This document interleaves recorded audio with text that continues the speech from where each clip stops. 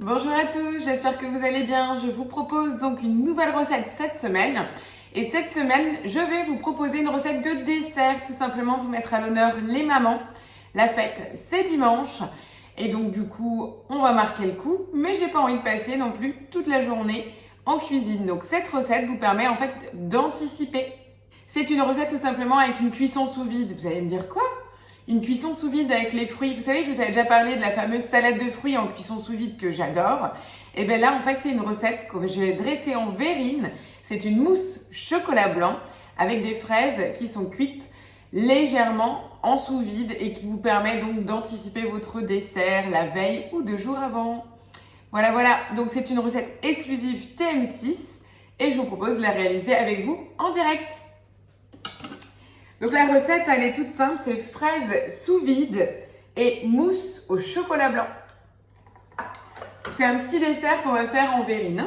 Voilà, on commence à cuisiner. On vient rajouter 70 g de biscuits.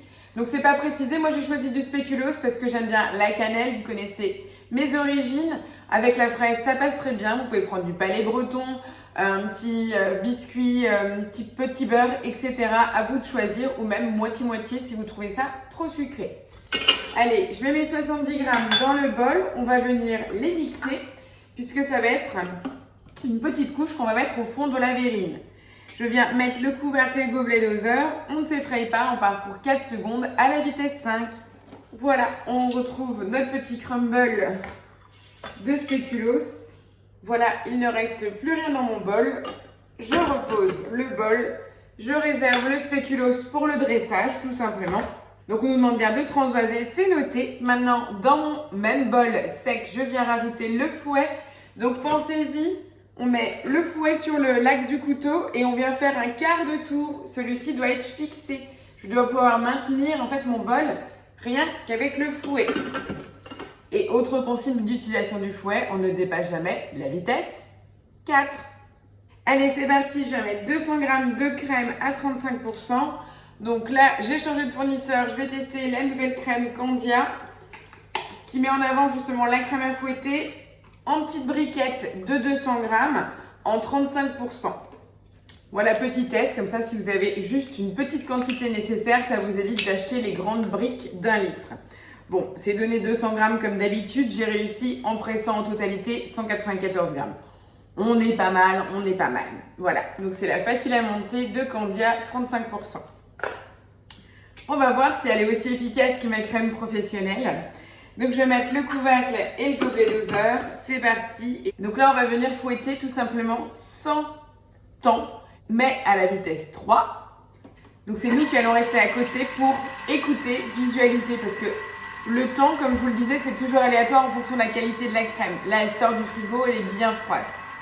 Il n'y en a pas tant que ça non plus, donc vraiment le mieux c'est de surveiller. On va déjà voir comment elle prend. J'ai déjà préparé un petit cul de poule pour transvaser, parce qu'après on va encore faire fondre le chocolat blanc, on va tout mélanger. Donc j'utilise un autre récipient. Donc d'avance, j'ai déjà préparé le petit cul de poule, un deuxième bol propre, si jamais vous le possédez, profitez-en. Une poche à douille, les petites verrines, et j'ai même déjà préparé les fraises en poche, mais ça je vous l'explique juste après. Là, elle commence à prendre, c'est totalement différent. Donc je vais la stopper pour ne pas avoir un résultat granuleux. Donc j'ai laissé fouetter 1 minute 30 et je suis passée à 3,5 sur les 30 dernières secondes.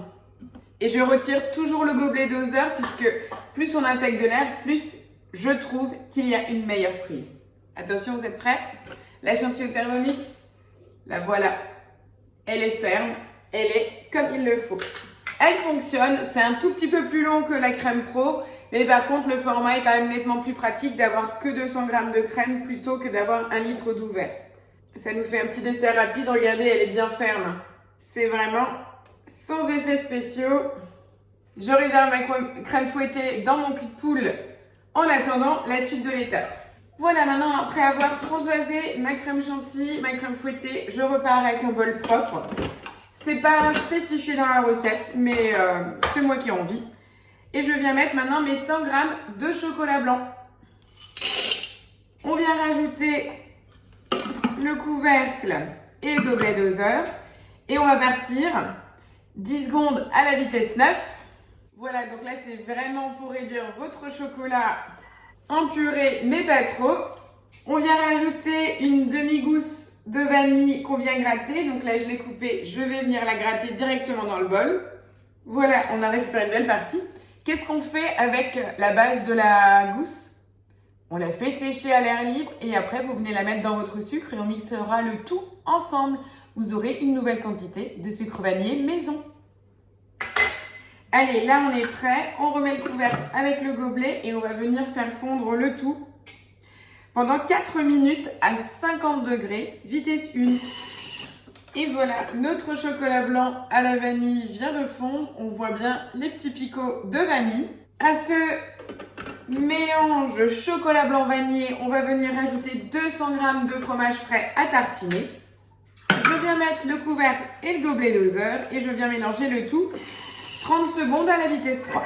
Et là, je viens transvaser, donc comme c'est noté, dans la base crème fouettée. En tout cas, ça sent hyper bon. Regardez, avant que je mélange le tout, on voit bien les petits picots de vanille, je trouve ça vraiment chouette. Donc là, je viens transvaser le tout. Donc ça a une très belle consistance. Et là, je viens mélanger délicatement. Donc vous pensez bien à venir soulever avec votre spatule pour intégrer la crème fouettée directement dans votre préparation. Donc chocolat blanc, fromage frais. Voilà, notre préparation est bien mélangée. Allez, je sais que ça se fait pas, mais... C'est hyper sympa, c'est très frais, mine de rien, avec le fromage frais, qui porte bien son nom sur le coup. En fait, c'est pas du tout sucré. Rappelez-vous, je n'ai pas du tout rajouté de sucre, j'ai juste mis de la vanille dans le chocolat blanc. Donc on sent bien en fait en arrière-bouche le chocolat blanc, mais à la base on a le côté presque une petite touche salée du fromage frais. Moi j'aime bien et ça va contrebalancer avec la fraise, le coulis de fraise qui va se faire naturellement dans la poche. Vous verrez, ça va être top. Pas trop sucré, juste bien et parfait. Voilà, donc ça je vais transvaser dans ma poche. Comme d'habitude, je prends l'astuce du panier de cuisson. Je viens mettre ma douille au fond de la poche. Voilà. Maintenant que mon récipient est prêt, je viens transvaser ma crème directement en poche. En plus, c'est très souple, c'est vraiment top. Et là, je viens racler avec ma spatule. Regardez, je vous avais déjà montré l'astuce, mais là, j'utilise vraiment la spatule thermique. Je viens pousser l'ensemble de ma préparation. Du coup, j'ai aucun risque de percer ma poche. J'avance le tout. Tout est prêt. J'ai plus qu'à fermer et à pousser pour venir garnir. Pendant ce temps, moi, ce que je vous propose, c'est de fermer ainsi votre poche, de la maintenir au frais, le temps de continuer et de finir la recette. Voilà, maintenant, on vient de finir la base de la mousse au chocolat blanc. Je viens de nettoyer le bol. Il est parfaitement propre. La poche à douille avec la mousse au chocolat blanc est au maintien au frais. Et maintenant, qu'est-ce qui se passe? Là, on nous demande de remplir un volume d'eau. Là, c'est juste pour la préparation des fraises sous vide. Moi, j'ai déjà mis en poche, mais j'ai utilisé la fameuse machine sous vide Vorwerk.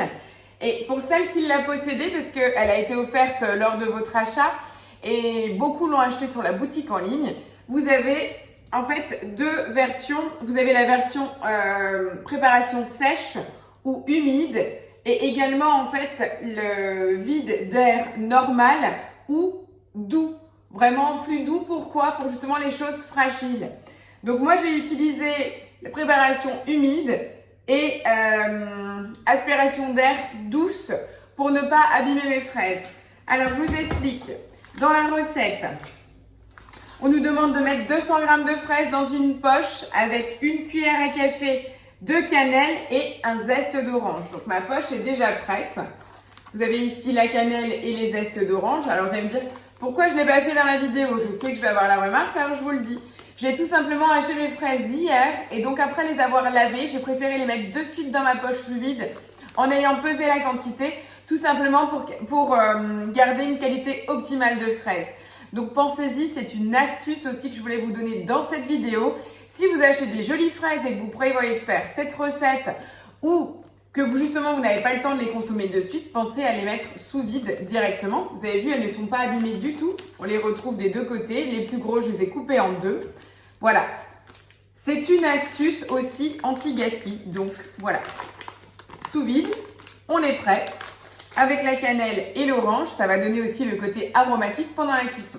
Jusque là, donc, nos poches sont scellées. Il vous propose même de le faire en 2 sacs. Donc 2 fois 200 grammes. À vous de voir, 2 fois 200 grammes ou 1 fois 400 en fonction si vous êtes nombreux pour la fête des mamans ou lorsque vous recevez en utilisant cette recette. Voilà. On vient mettre le disque de cuisson. Donc rappelez-vous, pour une cuisson sous vide, on est obligé de mettre le disque. Donc si vous avez celui-ci, c'est la première génération. Ça c'est le disque de cuisson. Si vous possédez le couvre-lame éplucheur, donc en inox, c'est à ce moment-là que vous venez l'insérer. Les deux fonctionnent très bien. Donc je viens mettre mon disque de cuisson en position. Vous voyez, c'est juste pour protéger les lames de couteau, forcément pour que la lame ne vienne pas percer notre poche sous vide. Je viens mettre le sac scellé dans le bol et on vient rajouter environ 1500 g d'eau. Alors pour le poids de l'eau, c'est toujours approximatif, ça dépend de la taille de vos poches. Et l'essentiel, c'est donc on met les poches dans le bol et on recouvre les poches avec le niveau d'eau. Et bien entendu, on veille de ne pas dépasser le niveau max. Une fois qu'on a fait ça, on doit vérifier en fait le niveau d'eau nécessaire. On nous demande après, donc là il le précise, de ne pas dépasser là sur l'écran, il vous précise bien de ne pas dépasser le niveau max, comme je vous le disais. Et là, on vient retirer. Là, ils nous mettent bien une mise en garde pour ne pas dépasser le niveau max. Ça, c'est toujours très, très important. D'accord? Et on vient retirer à nouveau nos poches. Vous allez me dire quel est l'intérêt de plonger nos poches dans l'eau, de les couvrir et de les ressortir.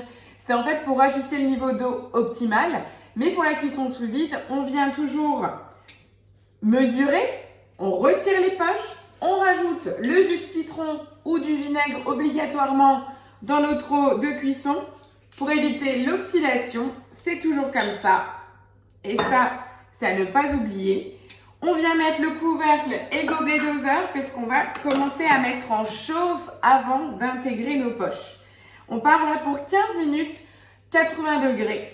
Et donc là, vous voyez, on est vraiment comme dans le mode réchauffé. On va juste en fait monter l'eau à 80 degrés. On va venir intégrer nos poches et on va partir après pour les 15 minutes de cuisson. C'est aussi simple que ça. Donc si vous voulez gagner du temps, si vraiment vous êtes dans le speed, on peut à ce moment-là commencer à dresser la mousse au chocolat blanc dans nos verrines. Sinon, vous pouvez vraiment maintenir et attendre, puisqu'on peut aussi laisser refroidir en totalité les fraises, comme on peut les manger tièdes sur notre mousse. Ça, c'est à vous de voir. Dans tous les cas, ce dessert se prépare largement la veille de la réception. Donc ça, c'est vraiment très très pratique. Donc à vous de voir. En tout cas, moi, c'est la recette que j'ai choisie pour ma petite fête. Voilà, je vous retrouve dans 14 minutes pour la suite de la recette. Voilà, après les 15 minutes de chauffe, on vient remettre nos poches. Donc là, faites attention quand vous les poussez au fond du bol, puisque maintenant votre eau est chaude. Donc servez-vous de votre pince ou spatule.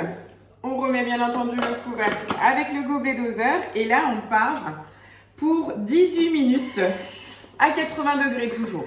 Vous allez me dire, ça sert à quoi? Alors bien sûr, nos fruits ne vont pas être totalement cuits, mais la texture va changer et surtout, on va créer un jus naturel en fait de nos fruits avec les saveurs de cannelle et d'orange. Voilà, c'est une petite touche qui va donner en fait un côté aromatique à vos fraises et ça vous permet en plus une meilleure conservation. Voilà, c'était le petit dessert rapide que je voulais vous montrer. Bien entendu, je vous retrouve à la fin de cuisson et surtout pour le dressage. Voilà, en fin de cuisson donc, de nos fraises, on vient les retirer. On vient retirer les poches et les mettre dans un récipient.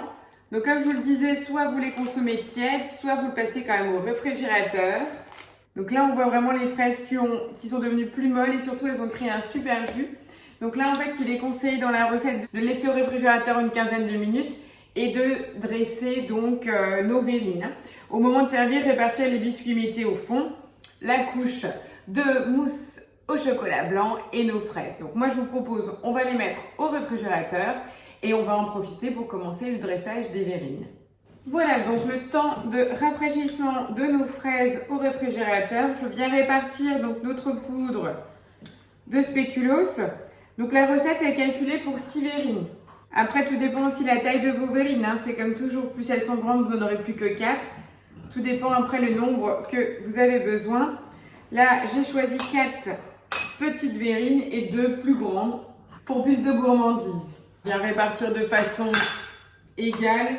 Vous pouvez après tasser si vous le souhaitez, donc la poudre de spéculoos. Et là, je viens prendre ma poche qui a d'ailleurs bien refroidi, hein, ça s'est bien figé. Et je viens répartir ma préparation au chocolat blanc.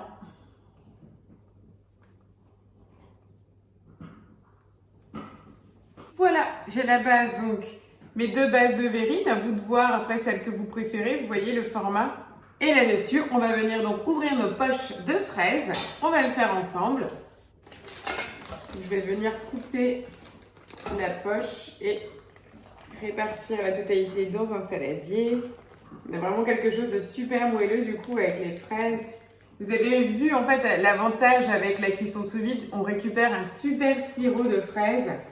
Et comme je vous disais, avec l'écorce d'orange et la cannelle, au niveau aromatique, on dirait presque du vin chaud, c'est assez rigolo. Alors essayez de calibrer, donc de sélectionner des fraises à peu près du même diamètre, du même calibre, parce que du coup ça sera d'autant plus beau, parce que j'avais fait le test avec des grandes fraises, de les couper en 2. Bah là au résultat, forcément les fraises entières, c'est beaucoup plus joli.